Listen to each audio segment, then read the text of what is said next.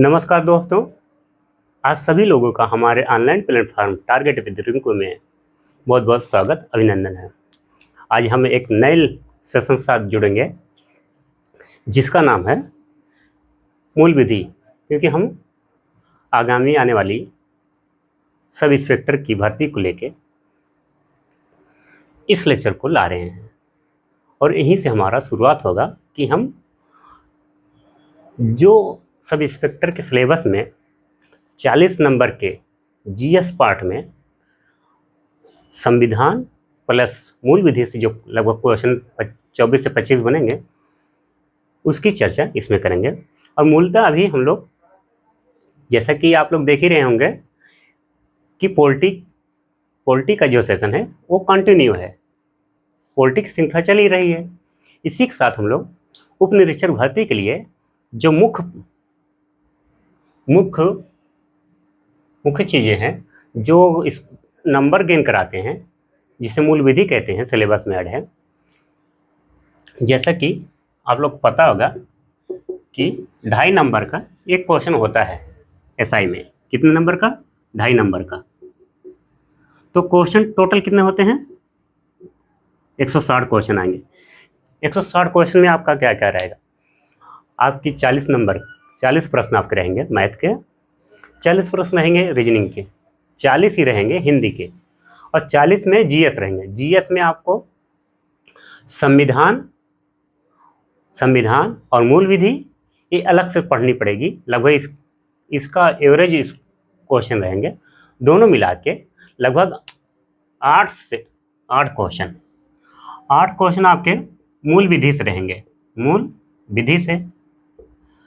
और लगभग ये संख्या 1-2 आगे पीछे हो सकता है 7 भी हो जाए, हो सकता है 9-10 भी तक हो जाए। और पॉलिटी के इससे लगभग रहेंगे 15 से 17 क्वेश्चन रहेंगे पॉलिटी। और पॉलिटी की कक्षाएं हम लोग अनवरत चला रहे हैं, पॉलिटी की कक्षाएं चल ही रही हैं। तो हम आज से एसआई के लिए मूल विधि की शुरुआत करें। आज के लेक्चर में हम लोग देखेंगे मूल विधि से। उसमें जो मूल विधि में पहला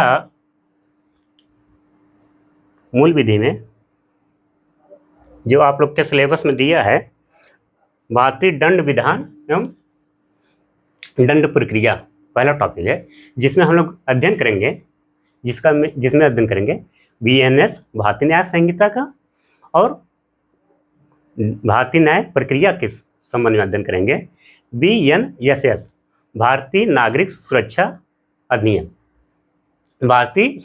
भारतीय नागरिक सुरक्षा संहिता, इसका अध्ययन हम लोग करेंगे। और सर्वप्रथम हम लोग क्या देखेंगे? आज देखेंगे बीएनएस भारतीय न्याय संहिता, जिसका संशोधित रूप है आईपीसी। इससे पहले क्या हुआ कि बीएनएस के स्थान पर रहती थी आईपीसी, इंडियन पेनल कोड, जो ब्रिटिश शासनकाल के दौरान बनाई गई थी।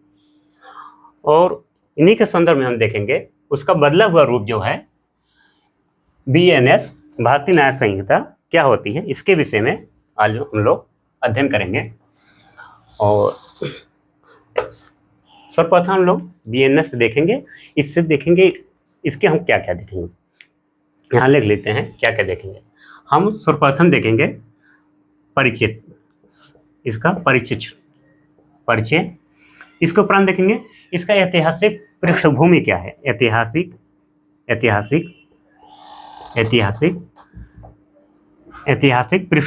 पृष्ठभूमि, परिचय देखेंगे, संक्षिप्त परिचय, फिर ऐतिहासिक पृष्ठभूमि देखेंगे।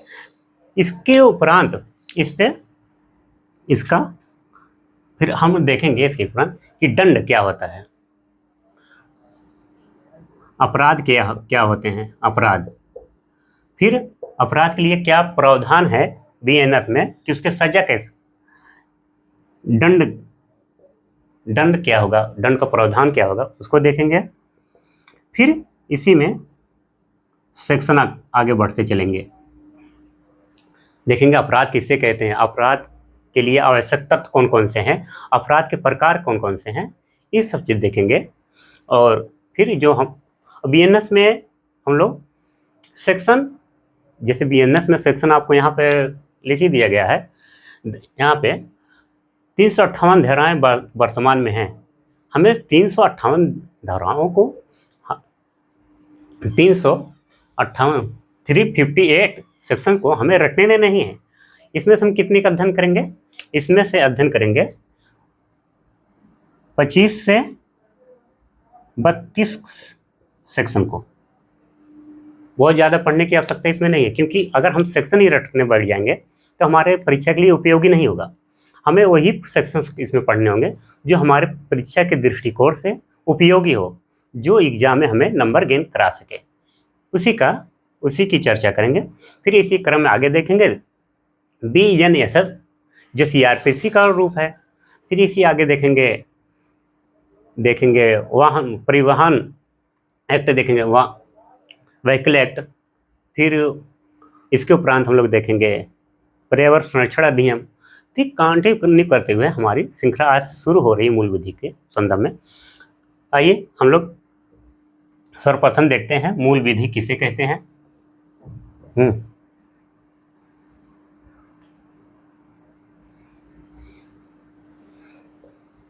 मूल विधि किसे कहते हैं, एक शब्द है यहाँ पे मूल विधि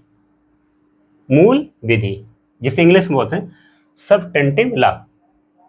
आखिर मूल विधि होता क्या है, मूल विधि होता क्या है, मूल विधि क्या है, मूल विधि क्या है। तो अगर हम अपनी तरफ से इसका अगर परिभाषा दें या डिफिनेशन करें तो इसको तोड़ के देखेंगे। कर दो शब्द हम तोड़ लेते हैं, एक होता मूल, एक होता विधि।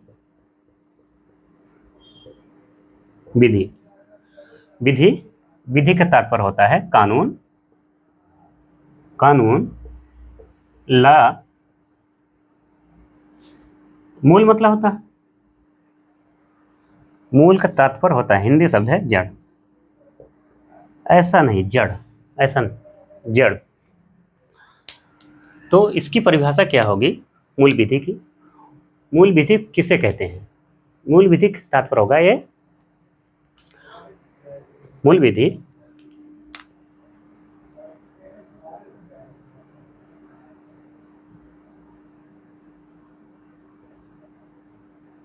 Collection of act.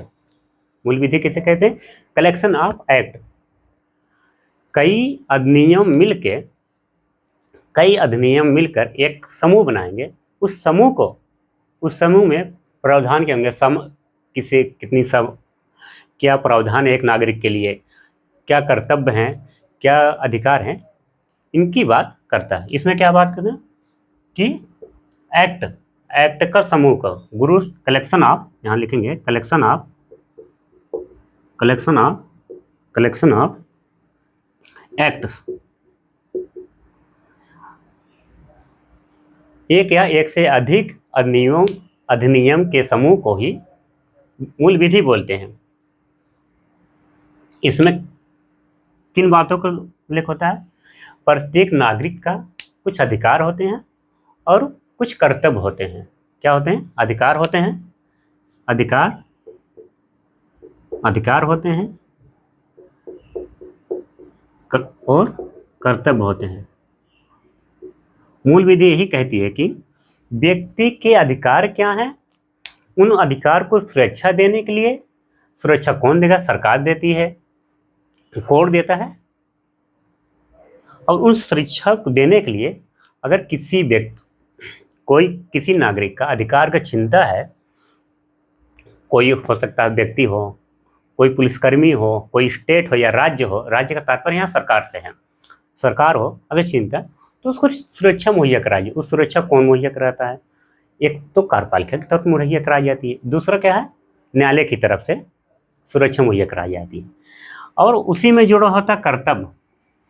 अगर व्यक्ति अपने कर्तव्यों का दावित नहीं उठा रहा है, अपने कर्तव्यों का दायित्व नहीं निभा रहा है, उस अपने कर्तव्य जो उसके कर्तव्य हैं एक नागरिक के वो पूरा नहीं कर रहा है, उसके बावजूद भी अपराध करता है, तो ऐसी सुरक्षा उसको सुरक्षा प्रदान नहीं कराई जाएगी। तो यही होता है कि मूल विधि में अधिकार एवं कर्तव्यों को ध्यान में रखते हुए जो नियम और कायदे बनाए गए हैं और नियम और कायदों का समूह होता है उसे ही मूल विधि कहते हैं। इसमें एक मूल विधि में एक नियम एक कानून नहीं होता, इसमें बहुत से एक्ट बनाए गए हैं। बहुत, जैसे child act, child protection act, dowry act, दहेज अधिनियम, इसी तरीके से फॉरेस्ट एक्ट, पर्यावरण संरक्षण, फॉरेस्ट प्रोटेक्शन एक्ट, पर्यावरण संरक्षण अधिनियम, वन जीव संरक्षण अधिनियम, इस तरीके से अलग अलग एक्ट बनाए गए, अलग अलग अधिनियम, उन अधिनियम को समाहित करते हुए उन श्रृंखला को, समूह को, कि उसमें जो व्यक्ति के अधिकार और कर्तव्य निहित होते हैं उनको किस तरीके से निर्वहन करना होगा, और उनके लिए अगर वो उनके अधिकार छीनते हैं या अपने कर्तव्यों को पूरा नहीं करते हैं तो उनके लिए क्या सजा का प्रावधान होगा, ये कौन तय करेगा, ये इस अधिनियम में बताया जाएगा, मूल विधि में बताया जाएगा कि उसकी सजा क्या होगी, उसके सजा के लिए प्रावधान क्या है, उस सजा की प्रक्रिया क्या होगी, इन सब की चर्चा इसमें की जाती है। आइए आगे चलते हैं। अब हम लोग मोटी मोटी बात पहले देखते हैं, जो ऐतिहासिक पृष्ठभूमि, इसको देखने से पहले, बीएनएस को देखने से पहले हम इसका इतिहास देख लेते हैं कि इस जो बीएनएस है इसका किसका बदला हुआ रूप है, इसको देखते हैं सर्वप्रथम। जैसा कि हम यहाँ यहीं पर देख लेते हैं, आईपीसी 1860 का, इसे क्या बोलते हैं, Indian penal code, Indian penal code. अब आपको पूछेगा, यहाँ से क्वेश्चन पूछ सकता है कि ये किसके द्वारा गठन किया गया था, प्रथम विधि, सॉरी यहाँ देते,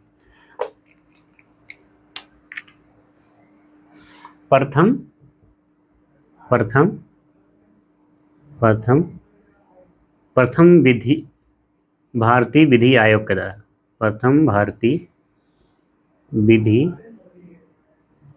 आयोग, सॉरी विधि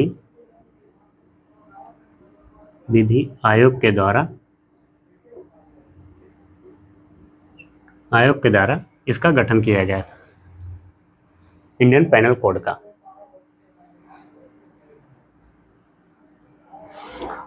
इसके पहले अध्यक्ष कौन थे, अध्यक्ष ये बना कब था, आपको याद रखना होगा 1834 में, सन 1834 में। इसके अध्यक्ष है Lord Macaulay,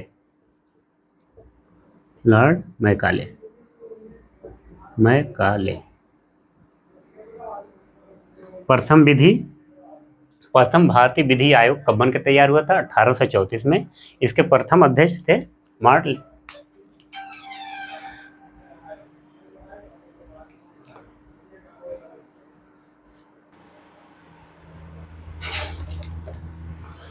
Indian penal code, प्रथम भारतीय विधि आयोग के अध्यक्ष कौन थे, क्वेश्चन में आ सकता है, आपको ध्यान होगा, लॉर्ड मैकाले थे। इस आयोग की सिफारिश पर, प्रथम भारतीय विधि आयोग की सिफारिश पर 1860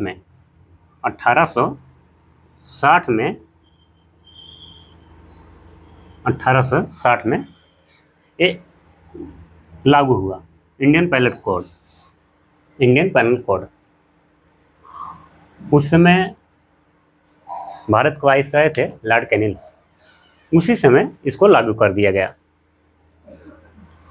और एक्ट बनाया गया था 6 अक्टूबर जो एक्ट बना था, एक्ट को पारित किया गया।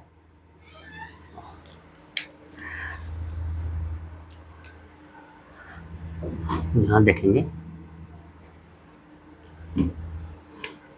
जो ये अधिनियम अधिनियम को अधिनियम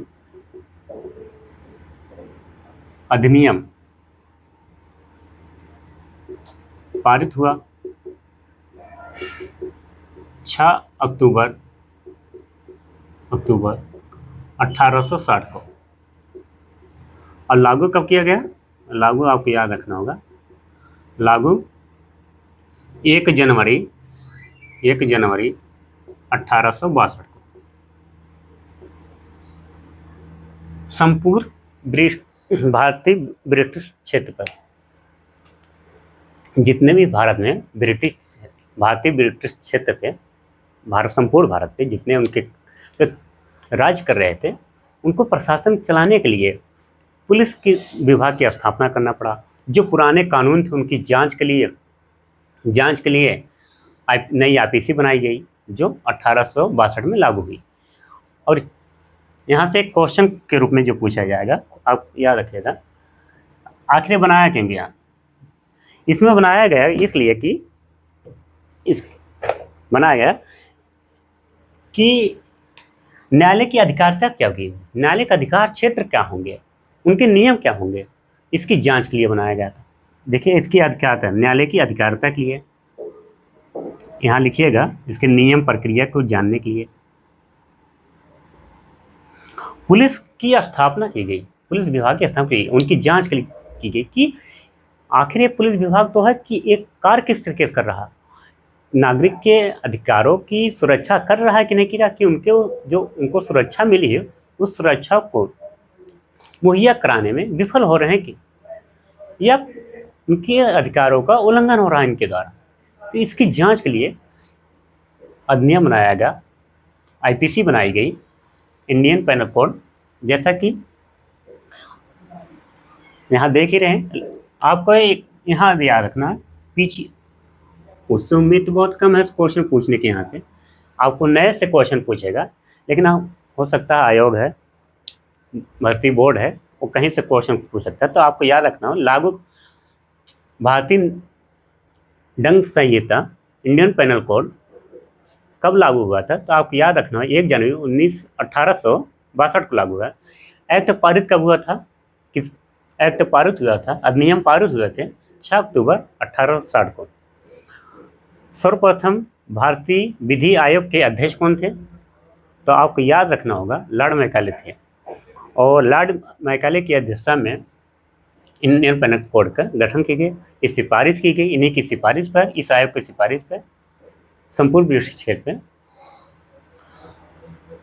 भारतीय दंड संहिता लागू थी, जो कि कब तक लागू थी? आपको याद रखना होगा, लागू कब तक थी? 30 जून 2024 तक। इंडियन पेनल कोड के जितने प्रावधान थे, प्रोविजन थे, सब कब तक लागू थे? 30 जून 2024 तक ये लागू थे।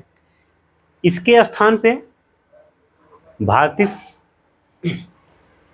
गृह मंत्रालय के द्वारा, इसमें गृह मंत्री कौन है? अमित शाह है। कौन है? अमित शाह। उन्हीं के द्वारा 21 अगस्त 2023 को लोकसभा में इंडियन पेनल कोड को संशोधित करते हुए उसके स्थान पे BNS भारतीय न्याय संहिता लाया गया। 3 अमेंडमेंट हुए हैं, आपको याद रखना होगा। एक BNS लाया गया, BNS किसके स्थान पे? IPC के।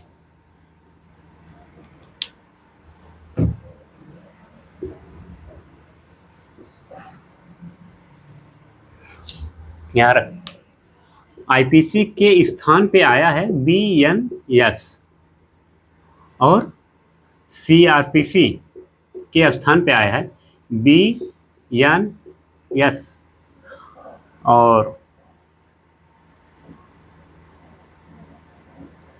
एक था भारतीय साक्ष्य अधिनियम, इंडियन एविडेंस एक्ट अधिनियम के स्थान पे आया है आपको याद रखना होगा भारतीय न्याय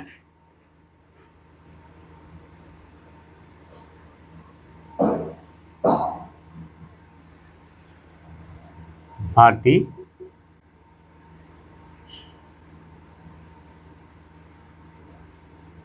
भारतीय न्याय अधिनियम,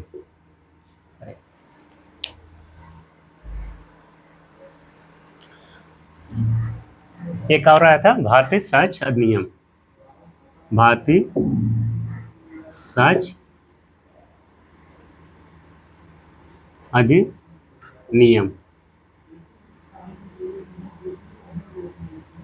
भारतीय सर्च संहिता है, संहिता 2023, भारतीय नागरिक सुरक्षा संहिता 2023, ये 2023 एक्ट बना इन्हीं का। आखिर इंडियन पेनल कोड के स्थान पर बीएनएस को लाने का उद्देश्य क्या है, इसको देखेंगे। और उद्देश्य से देखने से पहले यहाँ कुछ मोटी मोटी बातें हम पहले से लिख दिए हैं, आपको यहाँ समझना होगा। और इतनी बातें तो आपको समझ में आएंगी। इसका इतिहास जो देख लिए, इतिहास से क्वेश्चन आपके यहीं से पूछ जाएंगे। आपको यहाँ याद रखना होगा, ऊपर एक पॉइंट और लिख लीजिएगा यहाँ पे, तत्कालिक जो एक्ट थे, तत्कालिक कानून की जांच, विधि की जांच, जो इंडियन पेनल कोड का कार्य था, क्यों लाया गया था, उसको क्यों बनाया गया था, तो इनका यही सब काम था कि एक प्रोसीजर के तहत व्यक्ति को उसको दंड मिले, ये नहीं कि उनके अधिकारों को उल्लंघन कोई किसी भी तरीके से कर ले, कोई प्रोविजन नहीं था।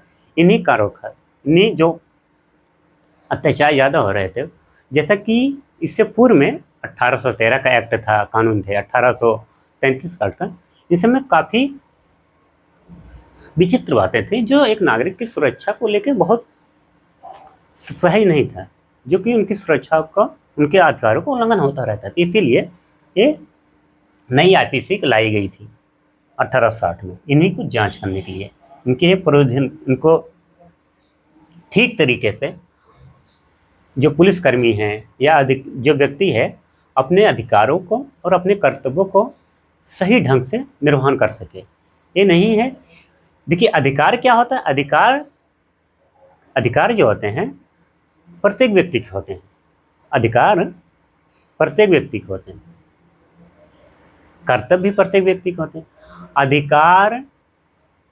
अधिकार छीने भी जा सकते हैं, किंतु कर्तव्य नहीं, कर्तव्य सबके होते हैं, उस कर्तव्य छीने नहीं होते। जब अधिकारों को उल्लंघन होता है तो अधिकार को उल्लंघन कोई भी कर सकता, कोई संस्था भी कर सकती, कोई व्यक्ति भी कर सकती, कोई कंपनी करती, कोई स्टेट कर सकता है, कोई पुलिसकर्मी कर सकता है, अधिकारों का हनन कर सकता है, किंतु कर्तव्यों नहीं। प्रत्येक व्यक्ति का अपना एक कर्तव्य है कि उसका अधिकार है कि वो अच्छा स्वास्थ्य हो सके, वो समाज में शांति व्यवस्था बना के रखे, ये इसके कर्तव्य हैं। और जहाँ भी चले कोई ऐसी गतिविधि न करे, कोई ऐसा कृत्य न करे जिससे समाज को और नैतिक रूप से राज्य पर उसके कृत्य से प्रभाव पड़े, ऐसा कोई कार्य नहीं करेगा। अगर ऐसा कुछ कार्य करता है अपने कर्तव्यों के विपरीत जाते हुए, तो उसको उस विषय पे सजा झेलनी पड़ सकती है। और सजा किसी भी प्रकार की सजा, जुर्माना भी हो सकता है, सजा शारीरिक भी हो सकता है, सजा संपत्ति से जुड़ा या जुर्माना वगैरह इस तरीके से हो सकती है। आइए हम आगे देखते हैं। यहाँ तो देख लिए, तो हम सीधा चलते हैं ऐतिहासिक पृष्ठभूमि। तो इसका इतना ही देखना, क्योंकि क्वेश्चन आपके अगर आएंगे तो भी यहीं से आएंगे। थोड़ा सा और आईपीसी में देखते हैं। आईपीसी में थोड़ा और देखते हैं, जैसा कि यहाँ पे देखिए, इसे कुछ देखना है नहीं, थोड़ी सी आईपीसी के विषय में चर्चा करते हैं अभी, उसके बाद हम बीएनएस की बातें करेंगे। जैसे कि जब अध्याय हमारा चैप्टर है बीएनएस का चैप्टर 20, इसमें 20 चैप्टर कितने हैं, 20 हैं। अब आईपीसी में कितने थे यही देखना है। जो क्वेश्चन आपको हो सकता है पूछ ही ले भाई, तो आईपीसी में चैप्टर जो थे आईपीसी में चैप्टर थे 23। कितने चैप्टर थे? 23।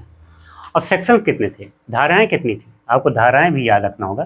धाराएं आईपीसी की जो थी, सेक्शंस आपको याद रखेंगे। 511 धाराएं थी। वर्तमान जो बीएनएस है उसमें कितनी है? तो आप यहाँ पे लिखा है बीएनएस में 358 धाराएं थे, 358। चैप्टर जो है, अध्याय जो है 20 है। आइए अब हम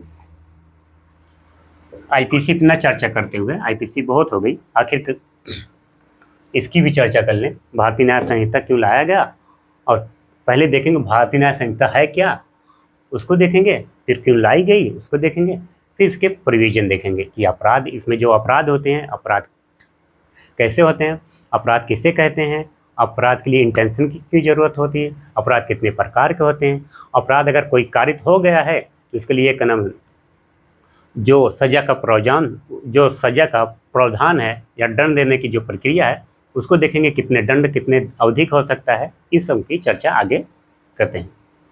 सर्वप्रथम हम लोग अब यहीं से देखेंगे कि बीएनएस लाया गया क्यों। क्योंकि बीएनएस लाया गया लोगों के व्यवहार को नियंत्रित करने के लिए। कैसा नियम होता है? बीएनएस में कुछ नियम होंगे, तो उस नियम क्या हो, लोगों के व्यवहार, नागरिकों के व्यवहार को नियंत्रित करने कुछ रूल और रेगुलेशन होते हैं, कुछ नियम और प्रक्रियाएं होती हैं, वही बीएनएस में उसी की चर्चा की गई है। आइए हम सर्वप्रथम देखते हैं बीएनएस, भारतीय न्याय संहिता किसे कहते हैं और आईपीसी के स्थान पे कैसे लिया। जैसा कि बी से क्या होगा, यहाँ लिखिएगा, बी से भारत या भारतीय लिख लीजिएगा, भारतीय इसमें लिखा गया बी से भारतीय, भारत के भीतर किसी क्षेत्र पर, भारत कहने का तात्पर्य है 28 राज्य प्लस 8 केंद्र शासित प्रदेश। ये बात याद रखिएगा, भारत के किसी क्षेत्र पर, ये भारत है,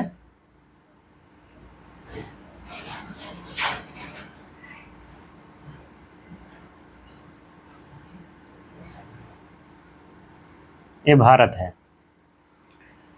यही बात कि भारत के किसी क्षेत्र पर, यहाँ कर्नाटका है, यहाँ आंध्र प्रदेश है, यहाँ तमिलनाडु है, यहाँ केरल है, यहाँ तेलंगाना है, महाराष्ट्र है, गुजरात है, राजस्थान है। कहने का तात्पर्य भारत के किसी क्षेत्र पर, भारत के किसी भी क्षेत्र, जो क्षेत्र हैं, किस क्षेत्र, संपूर्ण क्षेत्र पूरे भारत पर। किंतु जो आईपीसी थी, आईपीसी पूरे भारत में, क्योंकि जो जम्मू कश्मीर उस समय वो राज्य हुआ करता था और भारतीय संविधान या भारतीय आईपीसी और सीआरपीसी वहाँ पे लागू नहीं थी, किंतु वो भारत का अस्तित्व है पहले से। तो अब भारत के सारे नियम और कानून उन पर इम्प्लीमेंट होगा। कब से? 31 अक्टूबर 2019 से, जब से केंद्र शासित प्रदेश बना तब से वो लागू। अब कहा ही गया है कि संपूर्ण क्षेत्र में लागू व भारत के बाहर, बाहर शब्द याद रखिए, बाहर लागू होना। क्या बीएनएस जो है भारत क्षेत्र पे तो लागू होगा, भारत की संपूर्ण क्षेत्र में भी लागू होगा? क्या भारत से अलग भी, भारत के बाहर कहने का तात्पर्य है कि वो इंडोनेशिया पे लागू होगा, अमेरिका पे लागू होगा, या पाकिस्तान पे लागू होगा, अफगानिस्तान पे लागू, वहाँ भी लागू होगा? तो ऐसा नहीं है, वहाँ बाहर लागू नहीं होगा, किंतु एक शर्त है, लागू तो होंगे, कब? शर्त पे। और शर्त कैसी है? जब कोई व्यक्ति कोई ऐसा कृत्य करे जिससे भारत के संप्रभुता, एकता इत्यादि पर प्रतिकूल प्रभाव डालता हो। कैसा प्रभाव? प्रतिकूल प्रभाव डालता हो। तो उस व्यक्ति पर या कोई व्यक्ति कोई व्यक्ति यहाँ से भारत से बाहर जाकर कोई इस तरीके से कृत्य, आपराधिक कृत्य, कोई यहाँ पे भारतीय व्यक्ति, भारत का नागरिक है, कुछ ऐसा कृत्य कर दिया, कुछ ऐसा अपराध कर दिया, कुछ आपराधिक गतिविधि कर दिया, और उस आपराधिक गतिविधि करके वो कहीं विदेश निकल गया, कहीं विदेश निकले या अदर फॉरेन किसी कंट्री में वो शिफ्ट हो गया, तो जो कृत्य किया भारत में, उस कृत्य के लिए उसको अपराध घोषित किया जाएगा। जो आपराधिक गतिविधि किया है उसके लिए उसको, उस पर BNS लागू होगी, उसको सजा का प्रावधान जो है उसको सजा भी मिलेगी। यही कहने का तात्पर्य यही इसका है कि भारत के बाहर भी लागू होगी, किंतु भारत के बाहर कब, ये शर्तें रहेगी जब कोई भारतीय नागरिक भारत क्षेत्र में रहकर कोई ऐसी गतिविधि कर दिया है, उस गतिविधि करने के उपरांत वो किसी दूसरे देश में चला गया हो, तो उस पर भारतीय BNS लागू होगा। और ऐसे में ये नहीं है कि कोई अमेरिका पर लग जाएगा या कोई अदर, क्योंकि वो भारत क्षेत्र में है, IPC भारत क्षेत्र के लिए बनी है, भारत के नागरिकों के लिए, ना कि विदेशी नागरिकों के लिए बनी है। कहने का मतलब विदेशी नागरिकों के लिए बनी है, क्यों? जब कोई विदेशी नागरिक भारत में कोई गतिविधि करेगा तो उस पर लागू होगी।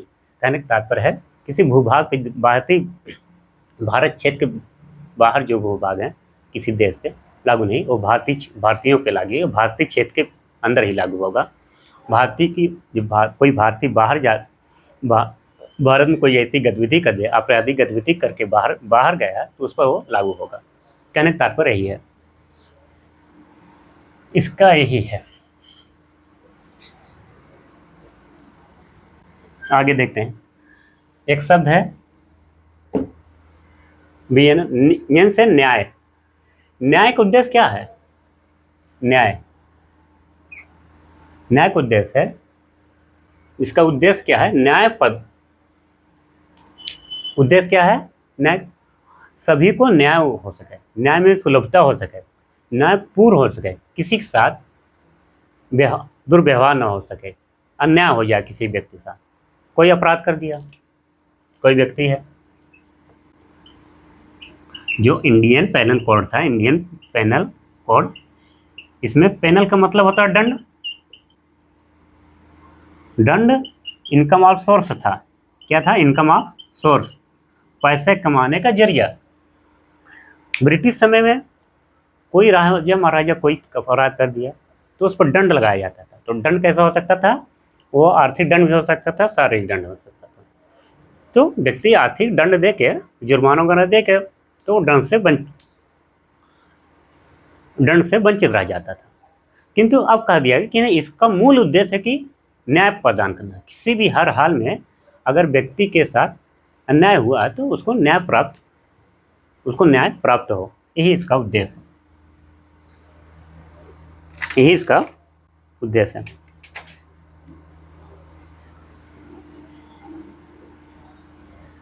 तो हमारी संहिता जानते हैं, एक या एक से अधिक अधिनियम से मिलकर बनने वाला विधान। कहने मतलब ग्रुप्स ऑफ एक्ट्स, इसको क्या बोलेंगे? Groups of acts. संहिता एक हिंदी शब्द है। आप प्राचीन समय में आप लोग सुने होंगे कि चरक संहिता, इस तरीके की संहिता होती है, जो कोड था, कई प्रकार के विधियों का समूह होता था, कई प्रकार के नियम का समूह होता था, संग्रह होता है, उसी को संहिता बोलते थे। तो वही कहने का तात्पर्य कलेक्शन ऑफ एक्ट, जो अधिनियम है, विभिन्न प्रकार के अधिनियम बनाए गए हैं अलग अलग वर्गों के लिए, उनका समूह ही उनका समूह ही संहिता कहलाता है, कोड कहलाता है। जैसा कि BNS में जो परीक्षा की दृष्टि से क्वेश्चन आएंगे, यहाँ देखिएगा आगे, वर्तमान में कितने चैप्टर हैं? 20 चैप्टर हैं BNS में। सेक्शन कितने हैं? धाराएं कितने हैं? 358 हैं। अब हम आगे चलते हैं कि अब हमारा क्या होगा।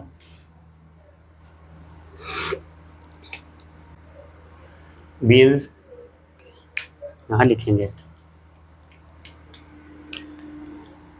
इसको हम मिटा देंगे।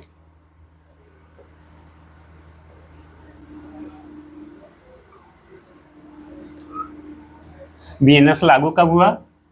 1 जुलाई 2024 से, और उसको लोकसभा में कब पारित कराया गया था? 11 अगस्त 2023 को। और पूरा अधिनियम जो राष्ट्रपति सिग्नेचर होने के उपरांत पारित कर दिया गया था संपूर्ण, तो आप रखना है 25 दिसंबर 2023 को।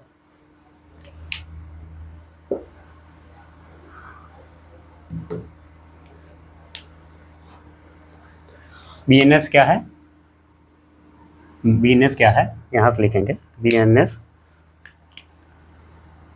भारत की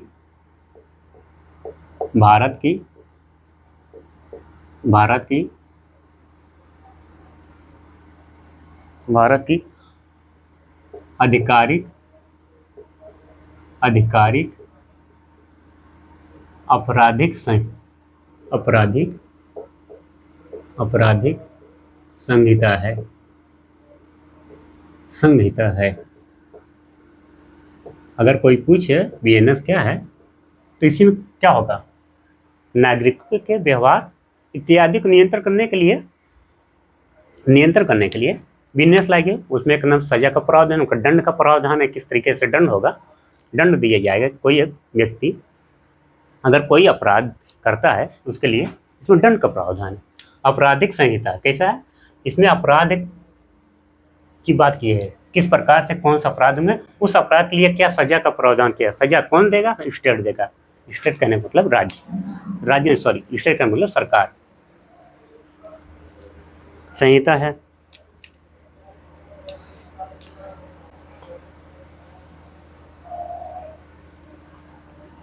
क्या है? ऑफिशियल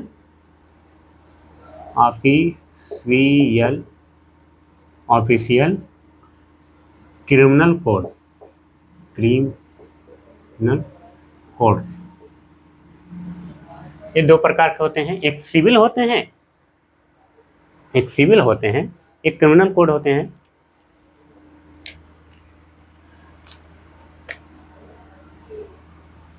ये देखते हैं,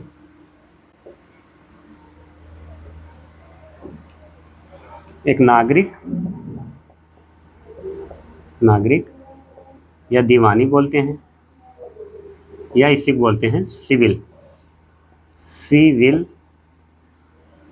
एक बोलते हैं फौजदारी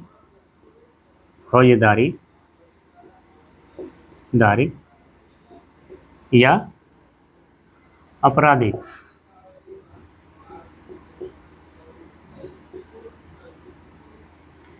क्रिमिनल कोड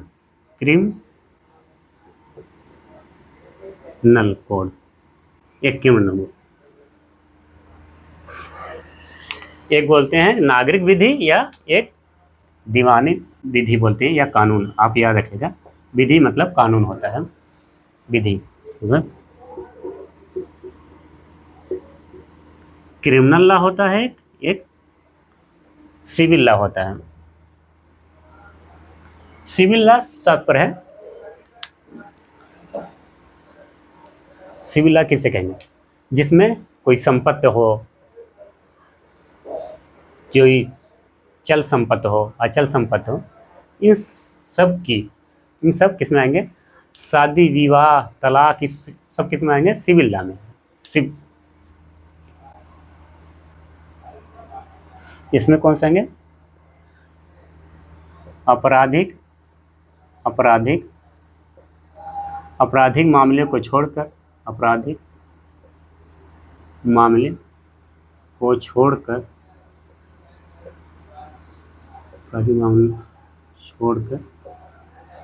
जैसे याद रखिए एग्जाम्पल में संपत्ति का मामला हो,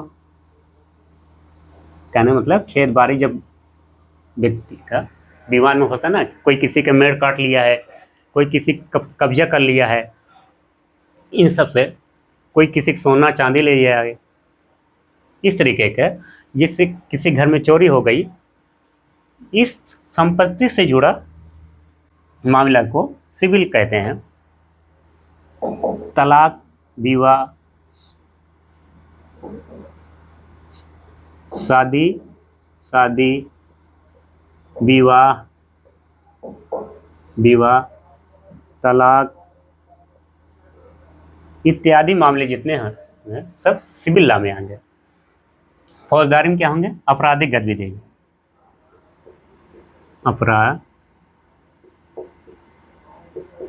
आपराधिक मामले,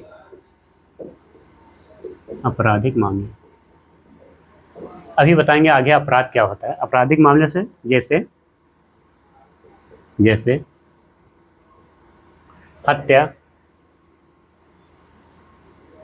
हत्या, बलात्कार, बलात्कार, बलात्कार, मारपीट,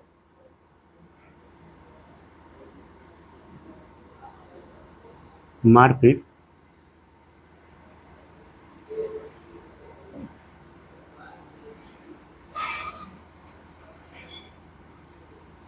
इत्यादि आपराधिक मामले में क्रिमिनल लॉ में सब आएंगे। कौन आएगा? शादी ब्याह वगैरह, तलाक वगैरह किस कोर्ट में देखी जाती है? सिविल कोर्ट में। और फौजदारी या क्रिमिनल कोर्ट में क्या देखी जाती है? तो आपराधिक गतिविधि है, जैसे किसी की हत्या को दिया हो जाए, किसी को बलात्कार हो जाए, किसी के ऊपर एसिड फेंक दिया जाए, ये सब क्या है? आपराधिक गतिविधि है। आपराधिक, इसके बाद हम देख लेंगे अपराध क्या होते हैं।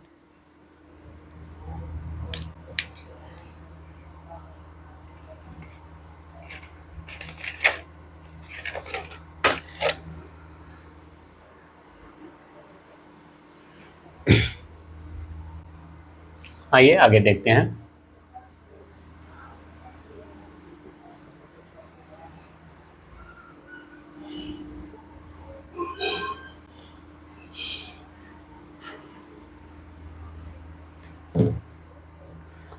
जैसा कि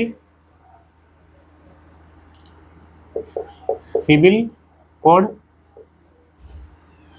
और एक होता है criminal code, criminal code. Civil में क्या होगा और क्रिमिनल में क्या होगा, इसका उद्देश्य क्या होगा, देखते हैं एक एक करके। इसमें जैसा कि अभी पहले बताया, अपराध को छोड़कर मामले आएंगे सिविल में, और क्रिमिनल में अपराधी से संबंधित मामले आएंगे। पहला पॉइंट। दूसरा पॉइंट है, इसमें सिविल में क्या है? व्यक्ति के अधिकारों की व्याख्या होती है। क्या होती है? व्यक्ति के अधिकारों की व्याख्या होती है। और क्रिमिनल में क्या होता है?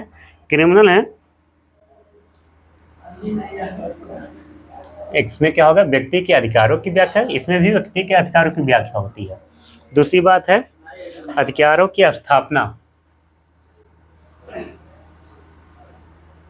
सिविल में क्या होगी? अधिकारों की स्थापना। कहने का तात्पर्य कौन से अधिकार किसके हैं इसकी बात करता है, या अधिकार दिलाने की बात सिविल कोड में की जाती है। और क्रिमिनल भी अधिकार में दिलाने बनी, उसमें दंड की बात करता है। स्थापना न करके वो दंड का विधान करता है क्रिमिनल में।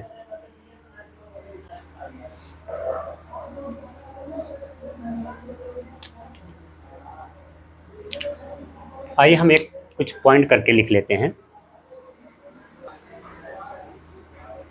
इसमें व्यक्ति के अधिकार को सिविल कोड में, सिविल कोड की बात करते हैं कोड में, और क्रिमिनल कोड में बात करते हैं। तो व्यक्ति के अधिकारों की स्थापना कैसे होगी, या उनकी वापसी, कहने का मतलब उन प्रक्रिया बताती है व्यक्ति के अधिकारों की कैसे रक्षा की जाएगी, ये बात करती है दीवानी मामले में। व्यक्ति या संगठन के मध्य विवाद, कैसा विवाद होगा?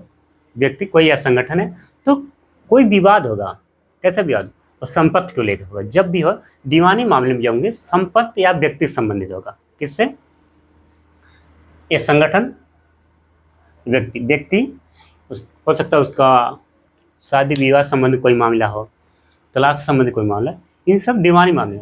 संगठन तत्पर है कोई ज़मीन वगैरह का लेके, जैसे 2-3 मुद्दे हैं कि अभी वक्फ बोर्ड संपत्ति को लेके है, वक्फ बोर्ड संपत्ति को लेके विवाद है, तो किसके मध्य, संगठनों के मध्य है कि संपत्ति किसका कब्जा किसका नहीं।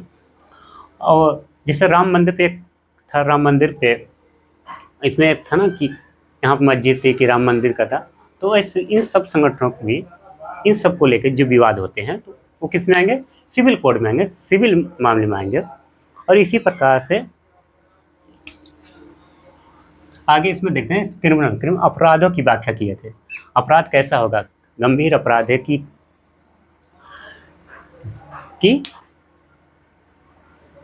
अपराध कम स्तर के हैं, कि बहुत ज़्यादा सरल अपराध हैं, कि जटिल अपराध हैं, इसकी बात करता है। अधिकारों की रक्षा भी करता है, तो व्यक्ति के जो अधिकार होते हैं उनको बताता है क्रिमिनल में, क्रिमिनल कोड बताता है। अपराधों के लिए दंड का प्रावधान भी करता है, कोई अपराध हुआ उसके बदले में व्यक्ति किया उसका क्या प्रावधान, उसको दंड कैसे मिलेगा। दंड कई प्रकार से आगे हम बताएंगे। अपराध दंड की प्रक्रिया बताती है कि इसमें कोड है कि इस ये दंड मिलेगा तो प्रक्रिया किस प्रकार से, उसका प्रोसीजर क्या होगा, किस प्रक्रिया से गुजरने के बाद दंड प्राप्त होगा, इसकी बात करते हैं। आइए आगे हम लोग इसको और देखते हैं, जो हमारा निकल के भी आएगा VNS।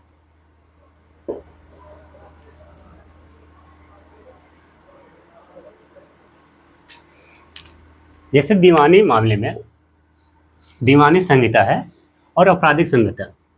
आपराधिक संहिता में दीवानी संहिता क्या है, जो अभी बोले थे उसको लिखें। अपराधों की व्याख्या उनके दंड का वर्णन है। अपराधों की व्याख्या, अपराध किस प्रकार का है, अपराध कैसा है, उसकी बात करता है। उसके दंड क्या होंगे, इसके लिए कोई दंड होगा। कोई व्यक्ति कोई अपराध करता है, कोई गलती करता है, उसके लिए कोई सजा का प्रावधान होता है, तो वही बात करता है कि इसमें अपराध दीवानी मामले में दीवानी संहिता में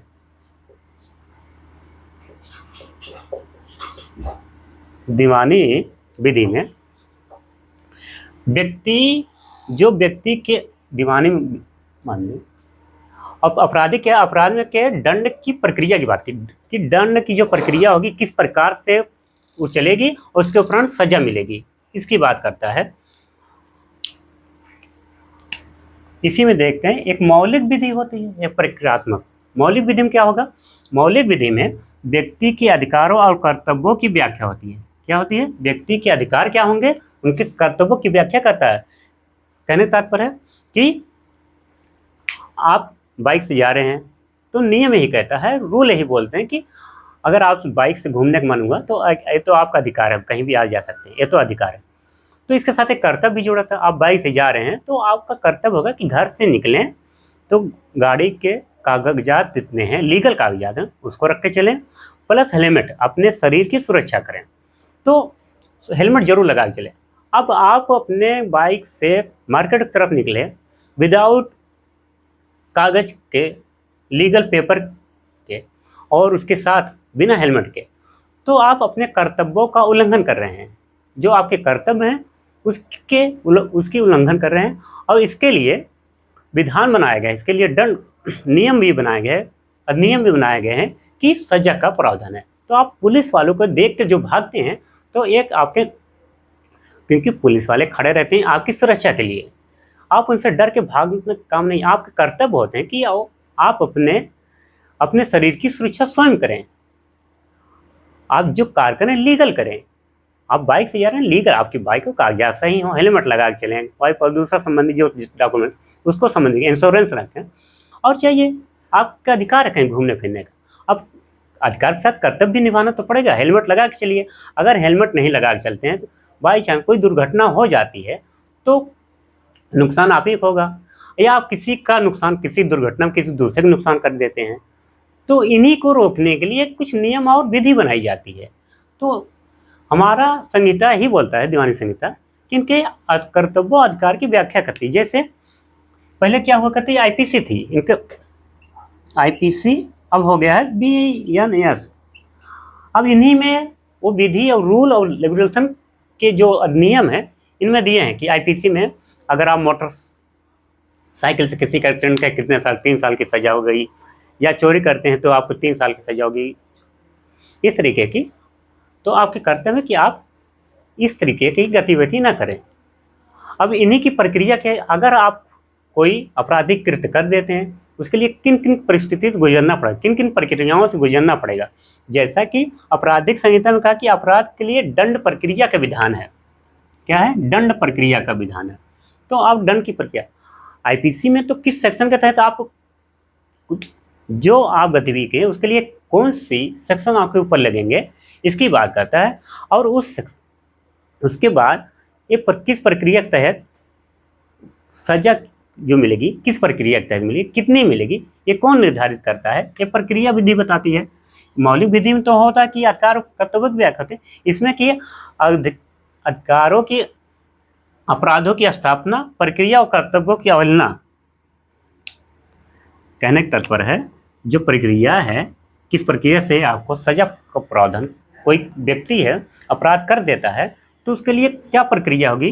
कर्तव्यों को उल्लंघन वही है जब आप अपने कर्तव्यों को उल्लंघन करते हैं, कोई अपराध कर देते हैं तो उसके बाद किस प्रक्रिया के तहत आप पर कार्रवाई होगी उसकी बात ये करता है। जैसा पहले क्या हुआ करती थी, CRPC, क्रिमिनल प्रोसीजर कोड, अब क्या हो गई है वर्तमान में BNSS, भारतीय नागरिक सुरक्षा संहिता। अब ये बताएगा भारतीय नागरिक सुरक्षा संहिता कि आप जो अपराध किए हैं उस पर किस प्रकार से कोर्ट ट्रायल होगा और किस प्रकार से वो तय करेगा कितनी आपको सजा मिलनी चाहिए, कि सजा का जो अवधि होगी कितनी समय सीमा उसकी होनी चाहिए, ये बताएगा, इस प्रक्रिया बताएगी प्रक्रियात्मक विधि में। तो आप इसको याद करिएगा। आशा करते हैं आपको यहाँ तक समझ में आया होगा। अब वो आगे हम लोग देखते हैं कि अपराध किसे कहते हैं, अपराध के एलिमेंट क्या होते हैं।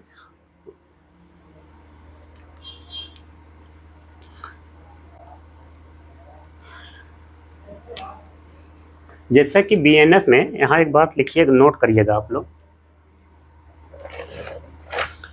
BNS में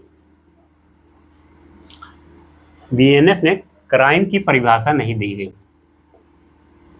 क्राइम की जो परिभाषा है वो नहीं दी गई। क्राइम किसे कहते हैं, और हिंदी में जो अपराध है, अपराध के दी गई, अपराध किसे कहते हैं। अपराध को इंग्लिश में बोलते हैं ऑफेंस। ऑफेंस की परिभाषा तो BNS में दी गई है किंतु इसकी परिभाषा नहीं दी गई।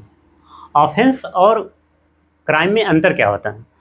ऑफेंस जो होता है, ऑफेंस कम प्रकृति का अपराध है, और क्राइम जो होता है गंभीर प्रकृति का अपराध है। कैसा अपराध है? ऑफेंस जो है कम प्रकृति वाला होता है, कम प्रकृति का अपराध है, या इसको कहते हैं सरल प्रकृति का, या लिखिए सरल प्रकृति का अपराध है।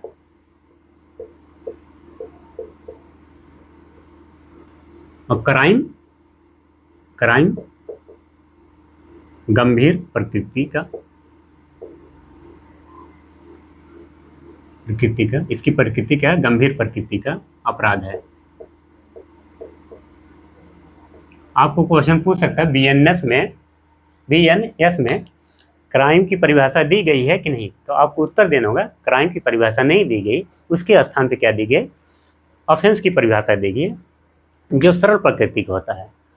क्राइम क्या होगा, क्राइम बहुत जटिल होगा, किसी समूह के द्वारा हो सकता है, किसी समुदाय के द्वारा हो सकता है, उसे क्राइम कहते हैं।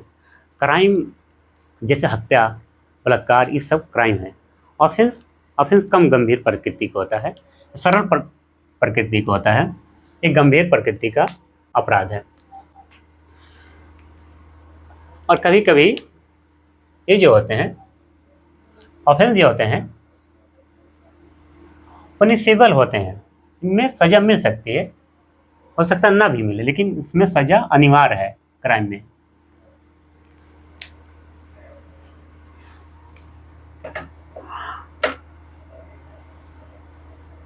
आइए हम इसको मिटाते हैं, देखते हैं अपराध किसे कहते हैं। अब अपराध की परिभाषा देख लेते हैं।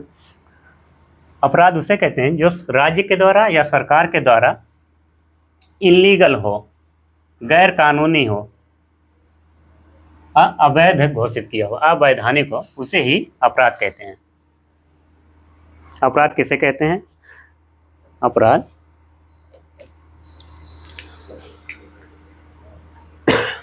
अपराध यहां लिखेंगे अपराध। अपराध किसे कहते हैं? अपराध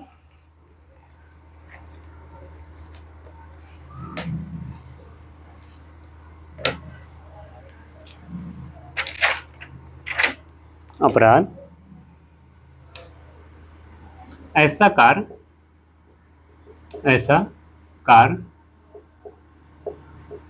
जो राज्य के द्वारा अवैधानिक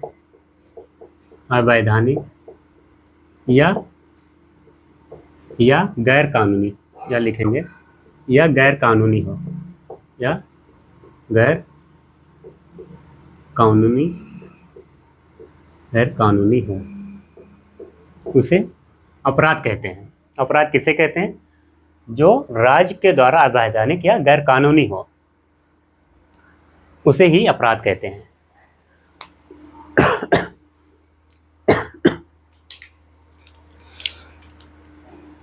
और कभी कभी ये समाज के द्वारा भी अपराध को स्वीकार नहीं किया जा सकता।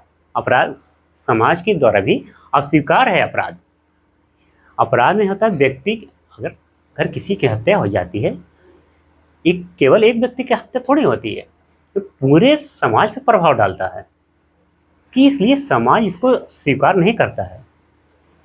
समाज के द्वारा भी अस्वीकार है। कहने का मतलब ऐसा व्यवहार जो उचित ना हो, अनुचित हो, उसे ही अपराध कहते हैं। किंतु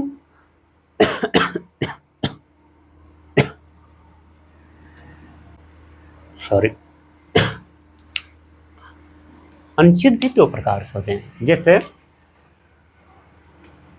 कोई व्यक्ति है, अनुचित कार्य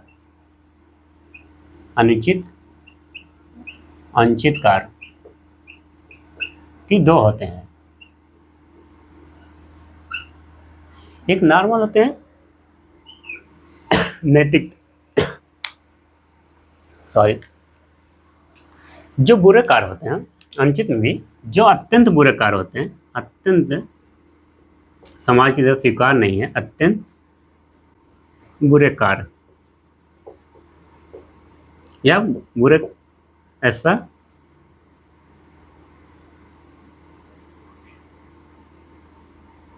wrongful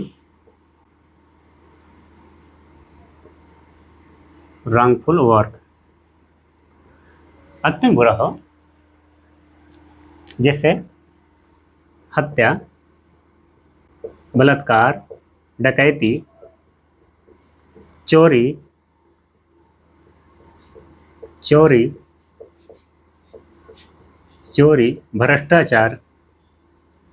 भ्रष्टाचार इत्यादि। अनुचित में दो तरीके से, जैसे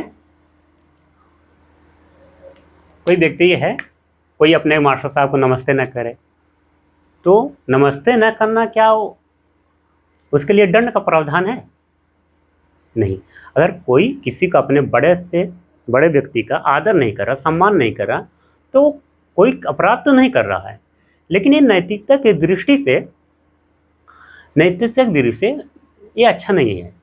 नैतिकता की दृष्टि से ये अच्छा नहीं माना जाता कि हम तो भारतीय संस्कृति को फॉलो करते हैं, हमारे यहाँ तो भारतीय संस्कृति है, हमारे भारतीय संस्कृति में हमें सिखाया ही जाता है कि अपने बड़े का सम्मान करना, सभ्यता से पेश आना, उनके साथ सदाचार व्यवहार करना, यही हमें सिखाया जाता है। अगर कोई हमसे बड़ा जा रहा, उसको नमस्ते करना, उसके पाँव छूना, ये हमारे संस्कार को दर्शाता है। न कि अगर हम ऐसा नहीं करते हैं या कोई व्यक्ति ऐसा नहीं करता है, तो तो वो कोई अपराध नहीं करे, या समाज उसको अपराध नहीं मानेगा, ना अपराधी नहीं मानेगा, वो कोई अपराध नहीं कर रहा है। किंतु अगर वो नैतिकता, वो उसकी नैतिकता दर्शाती है, उसका नैतिक कार्य मन में होगा, वो नमस्ते कर लेगा। जैसे यहाँ एक एग्जाम्पल और लेंगे, कोई व्यक्ति कोई लव मैरिज से शादी कर ले, लव मैरिज से शादी करना, कोई लव मैरिज शादी कर लिया, वो अपने घर के खिलाफ या इंटरकास्ट शादी किया, लव मैरिज समाज के विरुद्ध जाके, तो क्या वो अपराध कर दिया? तो हमारे ऐसा हमारा संविधान नहीं कहता, न कि हमारे BNF में लिखा कि कोई अपराध, वो कोई क्राइम नहीं किया, कोई ऑफेंस नहीं हुआ उसके, वो उन्होंने समाज के विरुद्ध जाके कार्य तो किया है, लेकिन ऑफेंस नहीं किया, कोई ऑफेंस नहीं है, क्योंकि वो किसी को क्षति नहीं पहुंचा रहा है। अगर किसी को क्षति पहुंचाता तो वहाँ पे ऑफेंस होता, वो किसी को क्षति नहीं पहुंचा रहा है, वो उसका जो करता तो उसने किया, लेकिन समाज इसे स्वीकार तो करता नहीं, लेकिन इसे दंड अपराध घोषित थोड़ी करे कि अपराधी थोड़ी घोषित होगा। हाँ, समाज इसे थोड़ा अस्वीकार कर सकती है, किंतु वो कोई अपराध नहीं किया, न तो अपराधी है। हाँ, अगर किसी व्यक्ति को कोई क्षति अगर पहुँचाता तो वो अपराध, अगर कोई क्षति पहुँचा देता, क्षति कई प्रकार आगे देखते हैं, क्षति पहुँचाता तो अपराध हो जाता, तो वो अपराधी घोषित कर दिया जाता। जैसे कोई किसी की हत्या कर देता है, ये तो उसका जीवन जीने का अधिकार ही छीन गया ना। किसी के साथ बलात्कार, किसी के साथ बलात्कार कर दिया, डकैती हुई, कोई चोरी कर लिया, ये तो समाज के साथ और राज्य के विरुद्ध भी है। राज्य का दायित्व होता है कि नागरिकों को सुरक्षा प्रदान करना, तो उसके लिए वो विधि बनाई गया, लॉ बनाया गया है, कानून बनाया गया। अगर इस तरीके से कोई कृत्य करता है, कोई कृत्य कारित करता है, तो उसके लिए प्रयोजन किया गया है पनिशमेंट का, उसको सजा दी जाएगी। और कोई अगर नमस्ते नहीं कर रहा है, कोई इंटरकास्ट शादी, तो इस तरीके का कोई अपराध वो नहीं किया। हाँ, ये समाज की दृष्टि से थोड़ा ठीक नहीं होता कि वहाँ संस्कारों का झलक न पाया जाता है कि संस्कार किस प्रकार से हैं। आइए, अपराध तो देख लिए। अपराध कहते हैं ऐसा कार्य जो समाज के द्वारा अवैधानिक या गैरकानूनी हो, मानव के द्वारा किया गया ऐसा व्यवहार जो समाज द्वारा स्वीकार न हो या राज्य द्वारा स्वीकार न हो, उसे ही अपराध कहते हैं। अपराध के इंग्लिश बोलते हैं ऑफेंस। Offence, offence. आइए आगे देखते हैं।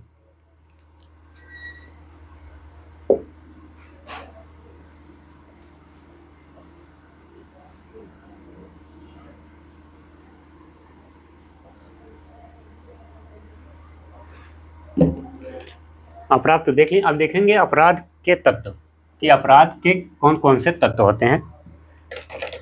अपराध के तत्व देख लेते हैं।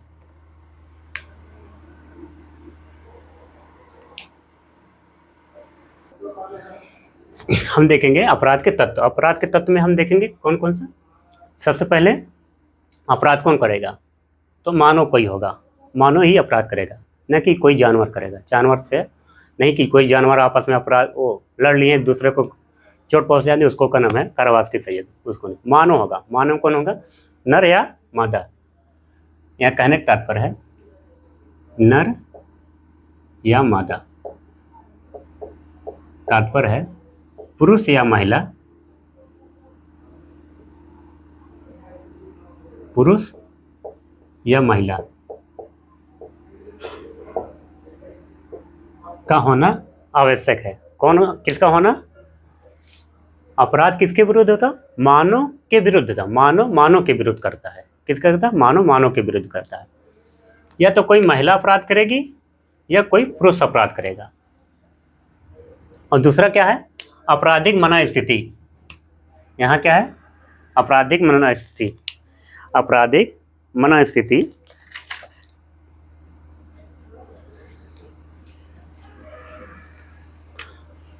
यहाँ आपराधिक मना स्थिति, यहाँ एक शब्द होता है इसके लिए, जैसे लैटिन शब्द का है, लैटिन जिसका नाम मेंसरिया, मेंसरिया, मेंसरिया,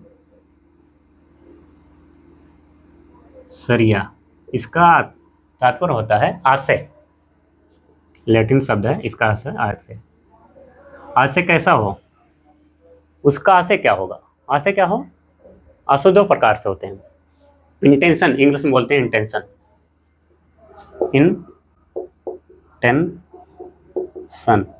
इंटेंशन।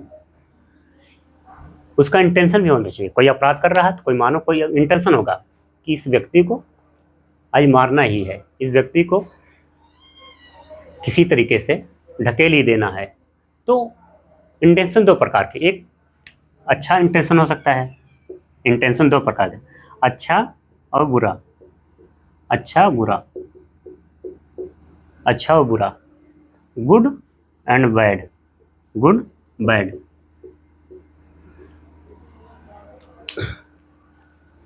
कोई व्यक्ति सोचता है कि बाइक लेकर आ, बाइक से ढकेल दें, तो उसका क्या हुआ इंटेंशन? बैड इंटेंशन, बुरा इंटेंशन। कोई व्यक्ति जा रहा है, कोई बूढ़ा व्यक्ति है जा रहा हो है, तो उसको सहारा दे के, उसको कुछ सहारा दे दे, या वो बैठ गया है तो उसको कुछ पानी पिला दे, या चल रहा है, चलने में उसको तकलीफ है, उसको कुछ देर उसके मन जो लक्ष्य हो वहाँ तक उसको छोड़ दें। ये कहे एक नैतिकता को दर्शाता, अच्छा इंटेंशन, अच्छा क्या है, अच्छा इंटेंशन है। तो अपराध में, अपराध के जो तथ्य हैं, जो इंटेंशन होगा, मेंसरिया तो होगा, मेंसरिया में कौन सा इंटेंशन कैसा होना, बैड इंटेंशन जो होगा वही करना है, अपराध के तत्व होंगे, गुड इंटेंशन नहीं।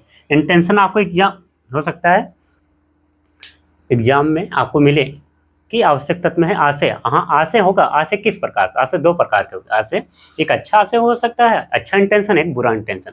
बैड इंटेंशन जो होगा वही ऑफेंस के एलिमेंट होंगे।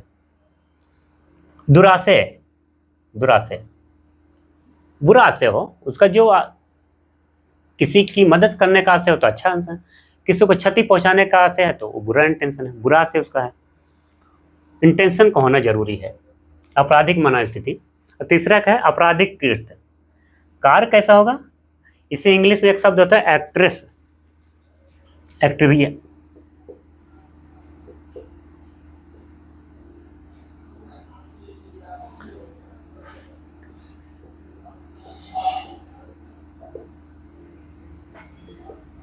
एक्ट्रिया, इसमें क्या है, जैसा कि अपराध यहाँ तो हम बता दिए ना। दूसरा कि मानव स्थिति, इसमें क्या होगा, दोषी मन होगा। कैसा मन? दोषी मन, मन में दोष होगा कि किसी का अहित हो जाए।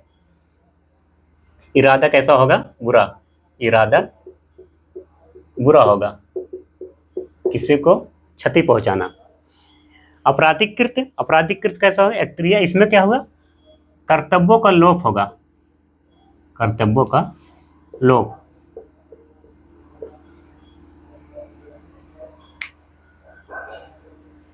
यहाँ क्या होगा, कार्य कैसे होंगे? प्रयास। यहाँ जो कृत्य होगा एक्ट्रिया होगा, एक्सरिया होगा। एक्सरिया में कहा गया कि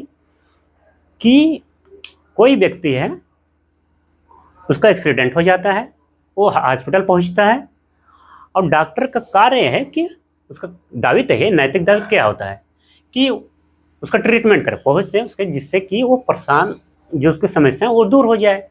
इंजेक्शन वगैरह देगा, चोट लगी है तो पट्टी में आराम करेगा। तो वो ऐसा ना करके कोई व्यक्ति पहुंचता है और वो देख रहा है कि परेशान व्यक्ति इसी समय काफ़ी देर तक वो देखता है, कुछ नहीं उस पर कार्रवाई करता है, कुछ कार्य नहीं कर रहा, तो उसके सामने ही उसको समस्या और ज़्यादा उत्पन्न हो रही। कहने का तात्पर्य यहाँ जानबूझकर, इसमें क्या होता है, जानबूझकर उसने काम की चोरी की है, लोप किया, अपने कर्तव्यों को लोप किया है, तो वो व्यक्ति क्या होगा, वो अपराध कर बैठा है।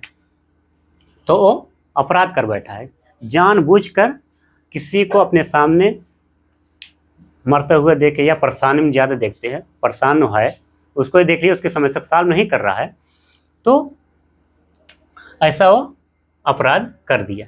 कहने का तात्पर्य, आपको कोई क्षति हुई, आप थाने पहुँच रहे हैं, दरोगा साहब बैठे हैं वहाँ, आपको देख रहे हैं कि कोई और है, रिपोर्ट लिखने कहे, रिपोर्ट नहीं लिख रहे, तब भी वो अपराध कर रहे हैं।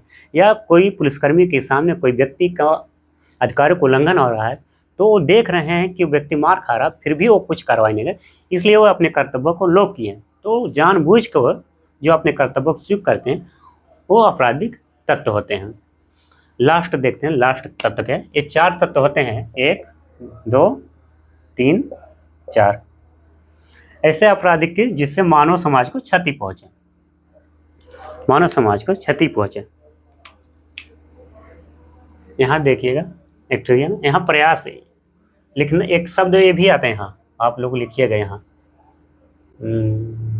मानव अपराधिकृत हिंसरिया, ऐसे इसमें प्रयास होता है, प्रयास अटेम्प्ट या प्रयत्न, ये शब्द न देकर आप हो सकता है एक्सरिया अपराधिकृत न देकर ये शब्द दे, प्रयास दे। अंतिम समय तक आपने प्रयास नहीं किया, अपने प्रयास में अचूक रह गए, तो ये अपराध के तत्व हैं। लास्ट क्या है, यह कि क्षति, मानव ऐसे आपराधिक कार्य जिससे मानव को क्षति हो। मानव को क्षति कैसे होगा, किसी को क्षति, यहाँ देखेंगे क्षति, नुकसान, नुकसान कितने प्रकार है, नुकसान 4 प्रकार के होते हैं, यहाँ देख लेंगे। क्षति भी देखते हैं, क्षति 4 प्रकार के भी होते हैं। कौन सा, इसमें होगा मना स्थिति,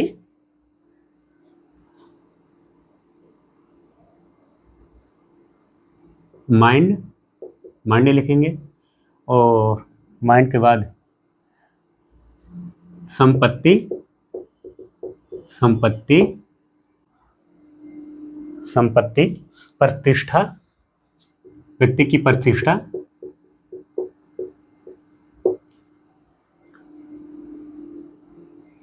और शरीर। 4 प्रकार के। कहने का तात्पर्य है कि किसी की, यहां माइंड से समझो, मानसिक लिख लेना, मानसिक, कोई ऐसा कार्य जिसके उसको मानसिक दुख मिले। कहने का तात्पर्य कोई व्यक्ति है, रिलेशनशिप में रहता है, गर्लफ्रेंड बॉयफ्रेंड है, वो शादी का वादा कर लेते हैं, शादी का वादा करने के बाद उसके साथ कुछ ऐसी घटनाएं करती हैं जिससे वो उसके विरुद्ध, उसके माइंड को, उसको धोखा मिलता है। तो धोखा एक प्रकार का क्षति है। कि एक क्षति क्या हो सकती है, कोई संपत्ति, कोई किसी के जमीन पर कब्जा कर ले, या किसी की गाड़ी मोटर इत्यादि को तोड़ दे, तो उसकी संपत्ति का नुकसान होगा। एक होता है प्रतिष्ठा, व्यक्ति को भारतीय संविधान में कहा गया है प्रत्येक व्यक्ति को गरिमापूर्ण जीने का, जीवन जीने का अधिकार है, जिसका मौलिक, नागरिक का मौलिक अधिकार होता है। अगर वो अपनी प्रतिष्ठा, गरिमापूर्ण जीवन नहीं जी रहा, उसकी प्रतिष्ठा ठेस पहुंचती है, तो उसकी क्षति होती है, जिसे मानहानि भी कहते हैं, आप लोग जानते होंगे। शारीरिक क्षति, शारीरिक तात्पर्य है किसी के शरीर को पीड़ा देना, किसी के शरीर को पीड़ा देना, किसी भी व्यक्ति के शरीर को अगर पीड़ा दे रहे हैं तो भी वो क्या होगा, क्षति हो रही है। आशा करते हैं कि जो 4 एलिमेंट्स हैं अपराध के, वो आप लोग देख लिए। यहाँ पे देख लेते हैं 4 एलिमेंट। 4 एलिमेंट से तात्पर्य है आप लोग, हम लोग देखें क्या, एक मानव होंगे, मानव, और क्या होगा उसके बाद दुराशय होगा, दुराशय, या यहाँ लिखेगा दुराशय ही लिखेगा, अच्छा रहेगा, दुराशय, अच्छा आशय लिखेंगे तो अच्छा आशय नहीं होगा, दुराशय। और क्या है, प्रयास, प्रयत्न, प्रयत्न, और चौथा है क्षति। ये 4 एलिमेंट्स हैं अपराध के। आप इन एलिमेंट्स को याद रखिएगा। नेक्स्ट लेक्चर हमारा, नेक्स्ट लेक्चर कल आएंगे। आप यहीं तक इजाज़त दीजिए। आप लोगों का बहुत बहुत धन्यवाद।